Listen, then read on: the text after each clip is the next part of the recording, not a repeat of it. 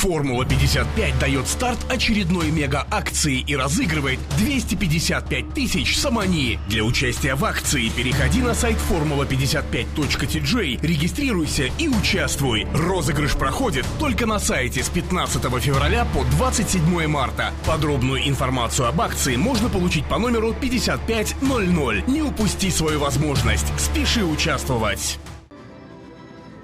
марҳилаи ниҳоии ҷоми федератсияи футболи Тоҷикистон дар соли 2023 ба анҷом расид. пеш аз бозии ниҳоии мусобиқа дастаҳои панҷшери ноҳияи Ҷалолиддини Балхӣ ва Равшани шаҳри Кӯлоб барои медалҳои биринҷии мусобиқа андари майдони рақобат шуданд. дидори дастаҳо дар варзишгоҳи марказии шаҳри Ҳисор доир гардида ба суди футболбозони шаҳри Кӯлоб ба анҷом расид. 90 дақиқаи асосии бозӣ ва ду қисми иборат аз 15 дақиқаи рақобат бидуни задани гол пушти сар шуд. агарчи ҳар ду тим имкониятҳои хуби голзаниро доштанд, голиби ин дидор дар силсила зарбаҳои 11 метра муайян шуд. дар задани зарбаҳои пеналти футболбозони дастаи Равшан маҳорати воло нишон дода бо ҳисоби 5-4 пирӯз гардиданд. дар бозии ниҳоии ҷоми федератсияи футболи Тоҷикистон 2023 ду дастаи шомили Лигаи олии кишвар, клуби марказии варзиш Артиш ва Регар Тадази шаҳри Турсумзода ба ҳам омаданд. ҳисоби рақобати ниҳоӣ дар дақиқаи 15 кушода шуд. футболбозони клуби марказии варзиш Артиш дар дохили ҷаримагоҳи худ ба қоидаситезӣ даст заданд ва довар ба дарвозаи онҳо пеналти таъин кард. ҷаримаи 11 метраро бозингари тими Регар Тадас Фирӯз Бобиев бехато иҷро кард.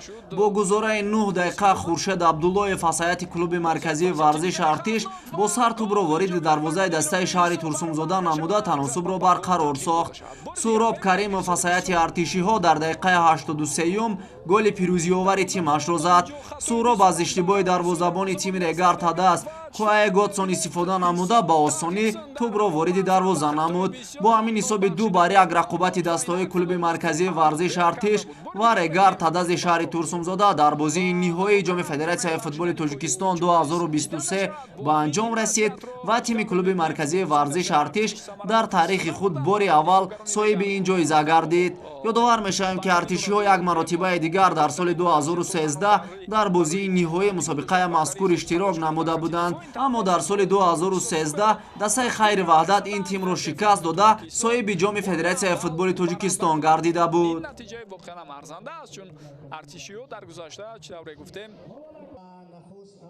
пас аз анҷоми бозии ниҳоии ҷоми федератсияи футболи Тоҷикистон 2023 дар варзишгоҳи марказии шаҳри Ҳисор маросими ҷоизасупорӣ доир шуд. дар маросими ҷоизасупорӣ ноиби президенти федератсияи футболи Тоҷикистон Алишер Урунов, директори Лигаи футболи Тоҷикистон Сайвали Шоқурбонов ва раиси шаҳри Ҳисор Қосим Роҳбар иштирок намуданд.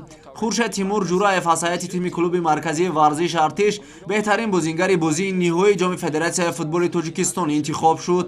ситоди мураббиён ва ҳайати бозингарони Равшани шаҳри Кӯлоб бо нишонҳои биринҷӣ ва 20 000 сомонӣ мукофот пулӣ қадрдонӣ гардиданд.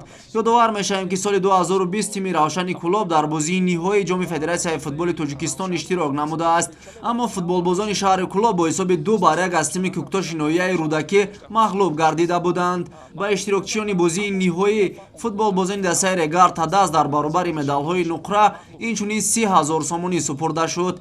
қаблан дастаи Регар дар солҳои 2012, 2016 ва 2022 соҳиби ҷоми федератсияи футболи Тоҷикистон гардидааст. инчунин ин тим ду маротибаи дигар дар бозии ниҳоӣ иштирок намудааст. клуби марказии варзиш Артиш дар баробари медалҳои тилло 50 000 сомонӣ инчунин ҷоми федератсияи футболи Тоҷикистон 2023-ро болои сар бардоштанд. ҷоми федератсияи футболи Тоҷикистон аз соли 2012 ин ҷониб ҳаммасола доир мешавад. мусобиқаи мазкур як марҳилаи омодагии дастаҳои шомили Лигаи олӣ ва Лигаи якуми мамлакат ба мавсими нави футбол дониста мешавад. дар соли 2023 тавонистанд ғолиби ҷоми федератсияи футболи Тоҷикистон шаванд.